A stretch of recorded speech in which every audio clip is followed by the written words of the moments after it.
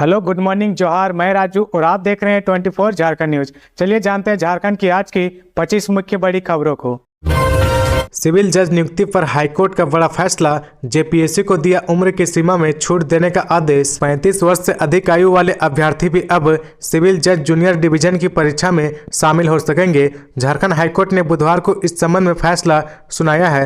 दरअसल अभिषेक कुमार, अवनीश शेखर, दीपक कुमार आदि ने आयु में छूट के लिए हाईकोर्ट में याचिका दायर की थी। याचिका में इन्होंने कहा था कि वे कई साल से सिविल जज जूनियर डिवीजन की परीक्षा के लिए तैयारी कर रहे हैं, लेकिन सरकार किसी न किसी कारण से परीक्षा को हर साल टालती रही है। इससे उनकी आयु अब परीक्षा देने की नहीं रह गई है। उनको आयु में छूट मिलनी चाहिए। कहा कि अगर प्रति वर्ष परीक्षा का आयोजन होता तो ये स्थिति पैदा नहीं होती। गौरतलब है कि हाईकोर्ट ने पहले अभ्यर्थियों को इस परीक्षा का फॉर्म भरने की अनुमति दी थी, लेकिन मामले में अंतिम निर्णय बुधवार को सुनाया गया। कोर्ट ने उम्मीदवारों को 21 सितंबर तक ऑफलाइन आवेदन फॉर्म जमा करने का आदेश दिया था। आयु सीमा की छूट की याचिका को कोर्ट ने बुधवार को मंजूर कर लिया है। मामले की सुनवाई जस्टिस एस चंद्रशेखर की अध्यक्षता वाली बेंच में हो रही थी। गौरतलब है कि सिविल जज जूनियर डिवीजन की परीक्षा जेपीएससी की ओर से ली जा रही है।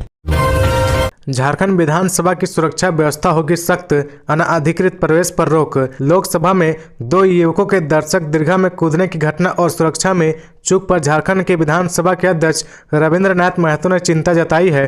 श्री महतो ने कहा कि यह बड़ी घटना है। सांसद भवन में इस तरह की घटना होना आश्चर्यचकित करने वाला है। सांसद को कड़ी सुरक्षा निगरानी में रखा जाता है। देश की बड़ी सुरक्षा एजेंसी के जिम्मे है, लेकिन 2 युवकों के दर्शक दीर्घा में घुसने और गैस का छिड़काव करना संवेदनशील मामला है। उन्होंने कहा कि झारखंड में विधानसभा की सुरक्षा सख्त की जाएगी। इसको लेकर अधिकारियों को दिशा निर्देश दिए जाएंगे। उन्होंने कहा कि अनाधिकृत प्रवेश वर्जित होगा। विधानसभा सचिवालय को भी इससे संबंधित निर्देश दिए जाएंगे। स्पीकर ने कहा कि हम सारी पहलुओं को देखेंगे।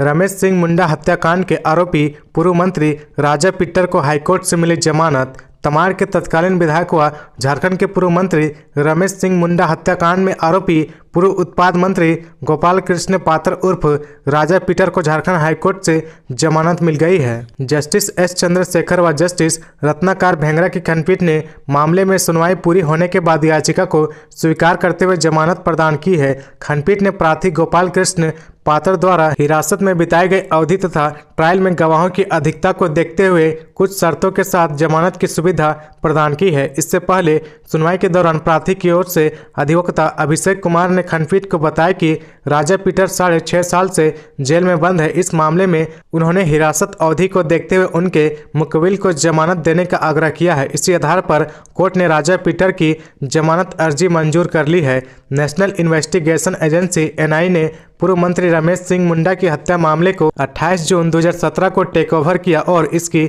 जांच शुरू की। अनुसंधान के दौरान एनआई ने झारखंड के पूर्व उत्पाद मंत्री राजा पीटर को रमेश सिंह मुंडा हत्याकांड का मुख्य षड्यंत्रकर्ता बताते हुए 9 अक्टूबर 2017 को गिरफ्तार किया था। उस समय से राजा पीटर जेल में बंद है। एनआई ने इस मामले में 5 प्रोटेक्टेड गवाहों की गवाही दर्ज कराई है। धनबाद में लोयाबाद थाना के एएसआई घूस लेते गिरफ्तार। एसीबी की टीम ने की कार्रवाई। धनबाद एसीबी की टीम ने साल 2023 में 12वां ट्रैप कर रिश्वतखोर को पकड़ने का काम किया है। लोयाबाद थाना में पदस्थापित मनोज मिश्रा को 10,000 रुपए रिश्वत की रकम लेते हुए रंगे हाथ कर केंद्र गैरेज के सामने दबोचा है, जिसके बाद एसीबी की टीम ने रिश्वतखोर एएसआई को गिरफ्तार कर एसीबी कार्यालय ले आई है। लोयाबाद थाना क्षेत्र के रहने वाले मोहम्मद शकील के साथ पड़ोसियों के मारपीट हुआ था। मारपीट मामले के केस डायरी को मैनेज करने के नाम पर 30,000 की मांग किया गया था। शिकायतकर्ता ने इसकी शिकायत एसीबी की टीम से किया था, जिसके बाद बुधवार को एसीबी की टीम ने कार्रवाई की। वहीं एसीबी एसपी सहदेव साव ने बताया कि लोयाबाद थाना के एएसआई मनोज मिश्रा ने मारपीट मामले के केस डायरी मैनेज करने को लेकर 30,000 की मांग मोहम्मद शाकिल से किया था, जिसकी शिकायत एसीबी से शिकायतकर्ता ने किया था। बुधवार को कार्रवाई करते हुए 10,000 रुपए रिश्वत लेते टीम ने पकड़ा, जिसे गिरफ्तार कर लिया गया है।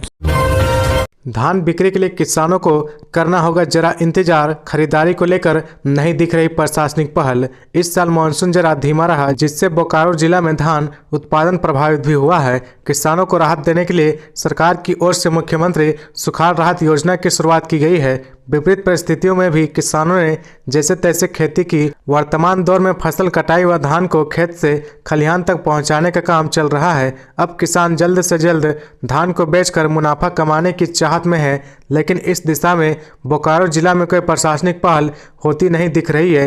हालांकि 6 दिसंबर को ही कैबिनेट की बैठक में धान खरीद संबंध में सरकार ने फैसला लिया था। वित्तीय वर्ष 2022-23 में विभाग धान खरीदारी के मामले में लक्ष्य से काफी पीछे रहा था। इस साल भी लक्ष्य के अनुरूप खरीदारी का अनुमान कम ही है। कारण यह है कि इस साल मानसून में कम बारिश हुई थी, असर खेती पर हुआ है। सरकार की ओर से सुखाड़ की घोषणा हुई। मुख्यमंत्री सुखाड़ राहत योजना के तहत जिला में 43,375 किसानों ने आवेदन दिया, यानी 43,375 किसान की खेती मौसम की बेरुखी के कारण प्रभावित हुआ है।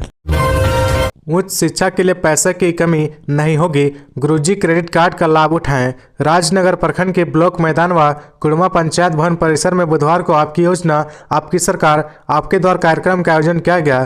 कार्यक्रम का शुभारंभ आदिवासी कल्याण सह परिवहन मंत्री चंपई सोरेन, विशिष्ट अतिथि उपायुक्त रवि शंकर शुक्ला, जीप सदस्य मालती देवगम, सुलेखा हांसदा ने संयुक्त रूप से दीप जलाकर किया। चंपई सोरेन ने कहा कि योजनाओं का लाभ पहुंचाने के लिए सरकार आपके घर तक आई है। आप योजनाओं का लाभ उठाकर आत्मनिर्भर बने। कहा कि रुपए के अभाव में कई बच्चे उच्च शिक्षा ग्रहण करने से वंचित रह जाते हैं। अब बच्चों की उच्च शिक्षा में रुपए की कमी नहीं होगी। उच्च शिक्षा के लिए गुरुजी क्रेडिट कार्ड बनाया जा रहा है। क्रेडिट कार्ड से बच्चे की पढ़ाई पर खर्च होने वाली राशि राज्य सरकार देगी। डीसी रवि शंकर शुक्ला ने अबुआ आवास, गुरुजी क्रेडिट कार्ड समेत विभिन्न विभागों के योजनाओं की जानकारी दी।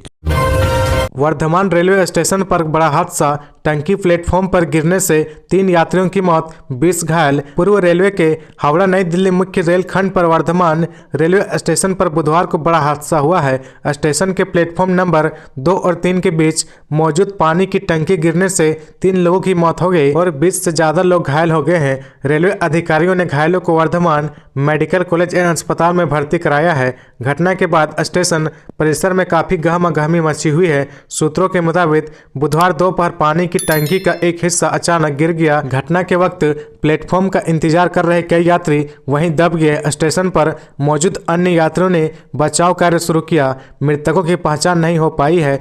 मृतकों में एक महिला भी शामिल है। क्षतिग्रस्त पानी की टंकी की क्षमता करीब 1.5 लाख लीटर बताई जा रही है, जो फुट ओवरब्रिज और एक्सलेटर भी क्षति हुई है। पुलिस अधीक्षक अमनदीप ने 3 लोगों की मौत की पुष्टि की है। पूर्व रेलवे के मुख्य जनसंपर्क अधिकारी कौशिक मित्र ने कहा कि यह टैंक 1890 में बना हुआ था। इसका नियमित रख रखाव किया जाता है। बुधवार दोपहर पानी की टंकी के गिरने की खबर सामने आई। तुरंत बचाव कार्य शुरू किया गया।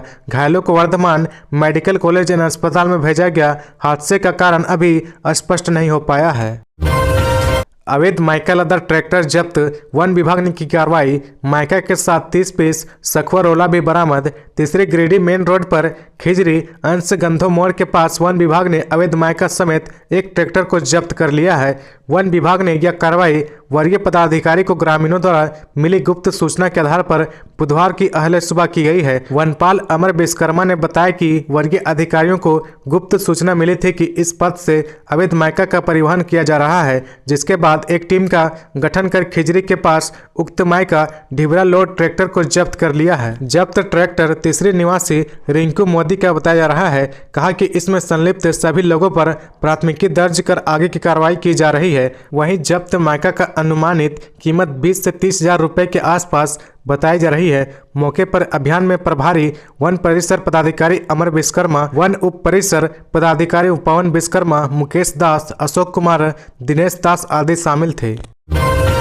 MGM मेडिकल कॉलेज व अस्पताल में पेन क्लिनिक की शुरुआत। MGM मेडिकल कॉलेज एवं अस्पताल में दर्द से परेशान मरीजों को राहत देने के लिए बुधवार से पेन क्लिनिक का शुभारंभ किया गया है। यह झारखंड का पहला मेडिकल कॉलेज है जहां पेन क्लिनिक का निःशुल्क संचालन होगा। क्लिनिक में RFA रेडियो फ्रीक्वेंसी एब्लेशन के माध्यम से 5 से 6 घंटे के भीतर मरीज को आराम मिल जाएगा। यहां सिर, कंधे, कमर और घुटने का दर्द के अलावा शरीर में किसी भी तरह के दर्द का इलाज किया जाएगा। इस क्लिनिक का संचालन एनेस्थीसिया विभाग की ओर से किया जाएगा। विभाग के सहायक प्राध्यापक डॉक्टर कुमार नरेंद्र चंद्र को इसके संचालन की जिम्मेदारी सौंपी गई है। यहाँ पेन क्लिनिक की स्थापना का प्रयास लंबे समय से चल रहा था। डॉक्टर कुमार नरेंद्र चंद्र ने बताया कि क्लिनिक में मरीजों का इलाज अल्ट्रासाउंड, सी आर्म्स, एक्सरे मशीन और रेडियो फ्रीक्वेंसी एब्लेशन RFA के जैसे अत्याधुनिक तरीकों से किया जाएगा। अल्ट्रासाउंड के जरिए ये पता लगाया जाएगा कि दर्द आखिरकार किस नस के कारण हो रहा है। नस का पता चलने पर उसे RFA के जरिए ब्लॉक कर दिया जाएगा। रेडियो फ्रीक्वेंसी एब्लेशन RFA एक गैर सर्जिकल प्रक्रिया है। इसमें दर्द के संकेतों को बाधित करने के लिए कुछ तंत्रिकाओं तक रेडियो फ्रीक्वेंसी तरंगे पहुंचाई जाती है। इस प्रक्रिया में इलेक्ट्रॉनिक करंट या रेडियो तरंगों का इस्तेमाल करके गर्मी पैदा की जाती है। इस गर्मी से दर्द और अन्य लक्षण पैदा करने वाले असामान्य ऊतकों को नष्ट किया जाता है। कई लोग सिर दर्द, घुटने के दर्द, पीठ दर्द व कैंसर के दर्द से परेशान रहते हैं। इन लोगों को अपने दर्द को दूर करने के लिए नियमित रूप से दवा लेनी पड़ती है।